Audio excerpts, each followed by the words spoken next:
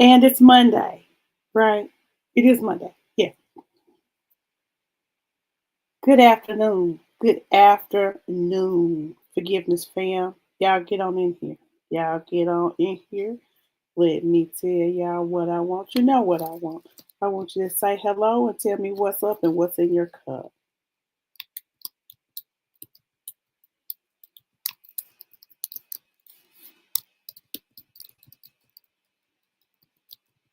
Let me put that in there.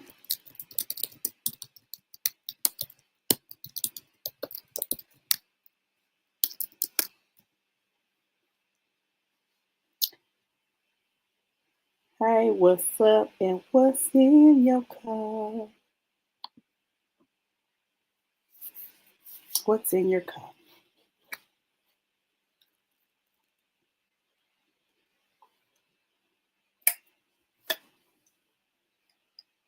Got a good old cup of my standard tea today. It's mint and lemon and peach with some lemon juice and some wonderful honey. I felt a little tickle back of my throat. So, taking the necessary actions and precautions.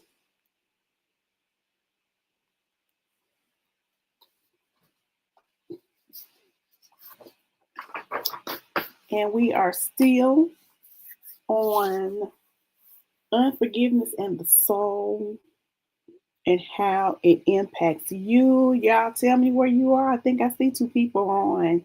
And tell me where you are, what's in your cup. Water, soda, coffee, adult beverage.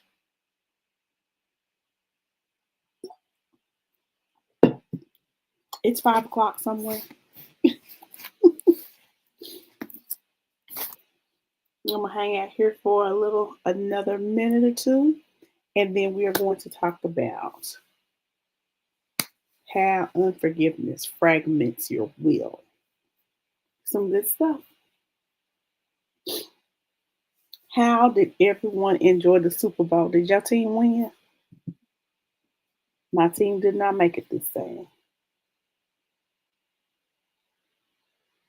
Beet juice. Oh my. Y'all see my team? It's still over here with that 6 Super Bowl rings, but I ain't been to a Super Bowl in I don't know. I think I wasn't even married the last time my team made it to the Super Bowl. So we hope we can rectify that this time. This season upcoming. All right. It's 3 minutes. Let's tag some people. I meant to tag some people. I did not. But we're going to hope that they come on in here. I don't know. I don't think you can tag on StreamYard. Michelle, have you had beet juice before? Or is this your first time trying it? At any rate, we are going to talk about what the will was designed to do and how unforgiveness impacts it. And then I think I'm going to go ahead on.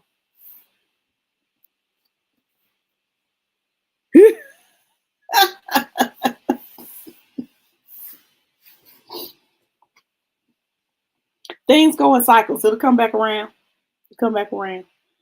Okay, so the will is our choice mechanism. The will is our choice mechanism. And you know that because we talk about, oh, you drink beet juice every day. Straight beet juice or beet with mixed with something. Um, so you have like my my grandbaby, when she was 3, she had a strong will. She's like her mama and her daddy. No, look, wait, like her mama and her mama's daddy, which is my husband. Strong will. Today is straight. I'm gonna try. No, I'm not gonna lie and say I'm gonna try some straight beet juice. I'm not. I'll go get those cold pressed juices from Whole Foods. And so, um, the will is our center of choice making.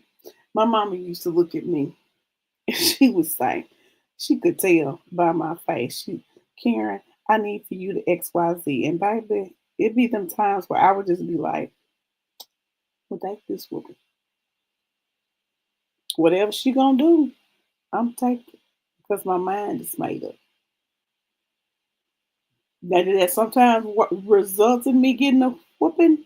Yes, it did. Yes, it did. So, um, Proverbs 29 and 1 in the Passion Translation says, when the lover of correction is stubborn, refusing to accept criticism, he will suddenly be broken and never recover. So, when you are in a state of unforgiveness and you are refusing to let forgiveness have a space, then there are consequences to that. So, stubbornness, strong will, is not an emotion, it's a decision to remain rigid. Harden, you've heard the phrase, harden not your heart. Um, when we're talking about the Hebrew children and Pharaoh trying to ask Moses asking Pharaoh, "Let my people go," or commanding, "Let my people go," and the Bible say Pharaoh hardened his heart, and that's a decision to remain rigid, right? Last week we talked about the mind and the emotions. Keep hearing on my driveway. Last week we talked about the mind and the emotions, and how the soul will brace, how the soul will make internal noise, how the soul will have emotional reactivity, and that how that is natural. It is not a state of immaturity. And so now we're moving to the will, and the will choose, it decides, it sets direction, it determines your posture. The will says, okay, what are we going to do with this? How are we going to move forward? What am I going to allow and what am I not going to allow? The will is that I ain't going to never, let me close this door because y'all friend is coming in.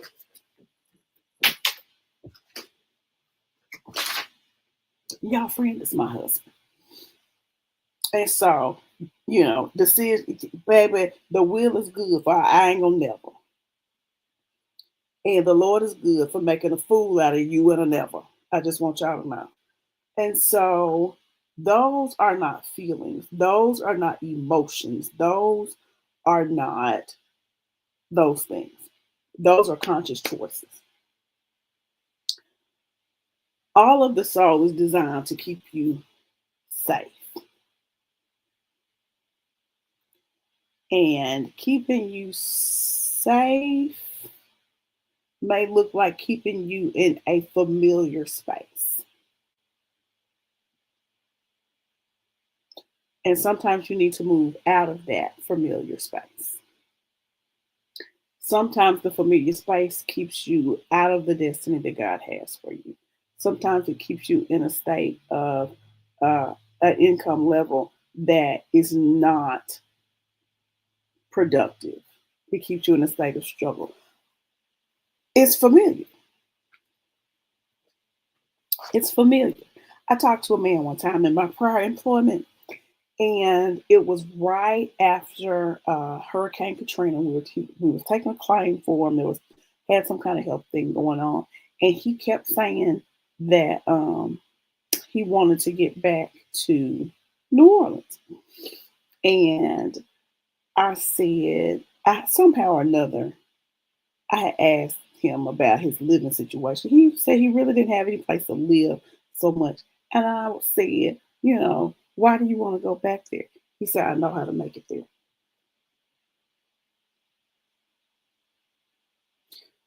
There's resources. At that time, there was lots of resources here that he could have used to start a different kind of life. He didn't know how to start that life. He was an older man. And when I say older man, I mean grown, grown. I mean like somewhere probably in his late 40s, early 50s, right? Grown, grown. Had lived like he had lived for however long he had lived that way. I'm not judging him. But what I am saying is that he wanted to get back to what was familiar, even though there was a different way of life that he could have attempted to take in Arkansas. That wasn't what he wanted. He wanted to go somewhere where he knew how he was going to live and how he was going to make his living.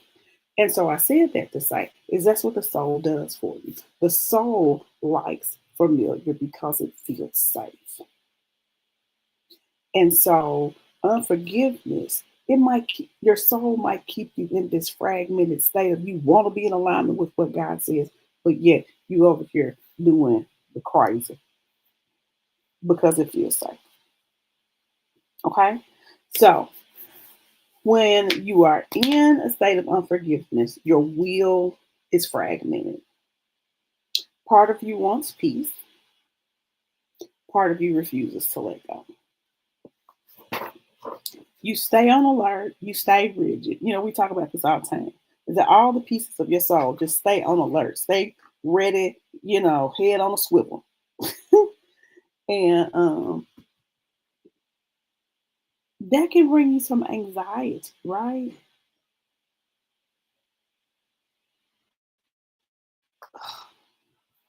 Hold on. My doorbell is wrong.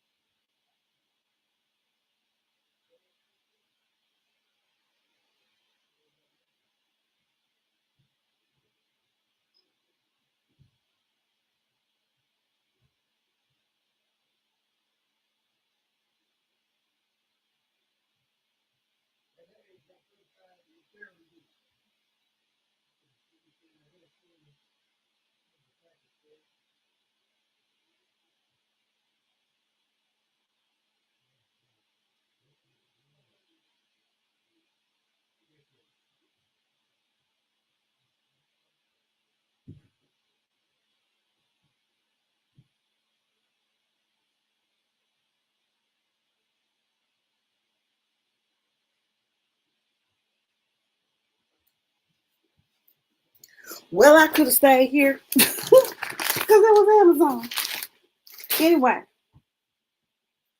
Anyway, I'm back. So fragmentation looks like knowing what you should do, but not being able to do it. Wanting to forgive, but resisting at the same time. Being pulled between two directions internally. You're not confused. Your soul is trying to protect itself while it is yet longing to be in alignment with what God has said. So, why forgiveness feels so risky?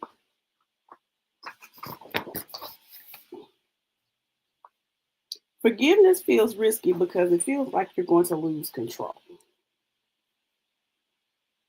But forgiveness is not the loss of control, not at all. Forgiveness opens the door for healing and peace. And I'm trying to figure out, am I still on here? I am. Okay.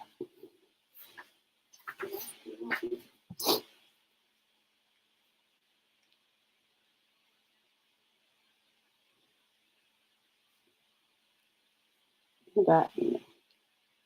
Okay. All is well. We'll cut my phone back off. Nobody is saying anything. So I was just wondering, was I still here? Okay. Um, Forgiveness will realign the will. By realign, I mean put it in line with what God says about you. You don't have to stay locked in this posture. You can choose peace without losing yourself, and you can release without becoming unprotected. Okay? So, a fragmented wheel will have you doing stuff like you and your mate. Okay, all right, odds. You and your mate, you and your friend, you and your cousin, you and your mama, you and your whatever. All right, odds. And it'll have you doing stuff like picking up the phone, gonna call and talk to them and apologize, but then hanging the phone back up because you don't want to talk, because you don't want to, you want to give up your sense of control. So, with that being said, we want to always offer you the option of choosing forgiveness, the option of choosing to not let your feelings be noticeably changed because you feel a certain way about somebody or something that has done something to you. We want you to always be in alignment, even though that can be difficult. And that, y'all, is why I teach the classes that I teach. So I believe that, okay, so number one, um, if you are on here and you want to uh, have a late night tea and truth, I need, if you are on here live or if you are on here on the replay, if you want to have a late night tea and truth this week, we can have one Wednesday or we can have one Friday. Either one is okay with me. You should learn about forgiveness before Valentine's Day anyway. So I can do it Wednesday or I can do it Friday. If you want Wednesday, then put 5 in the no, take that back. If you want Wednesday, put a 3 in the comments. If you want Friday, put a 5 in the comments. And it'll probably be about 8:30 either night. 8:30 Wednesday night or Friday night. I'm open for late night tea and truth via Zoom. Via Zoom. So that's why you have to answer me so that I can then get your email and I can then send you the Zoom link so we can chit chat in private about some forgiveness. Okay? So that is it for me today. We're going to be talking about the wheel all week long. That was my little introductory blurb about how the wheel is impacted. So we hope to see you. We hope to see the Mighty Replay crew coming in strong. And I hope to see you tomorrow at 4:30 for another episode of Tea and Truth with Karen Booth. All right, y'all. Holla.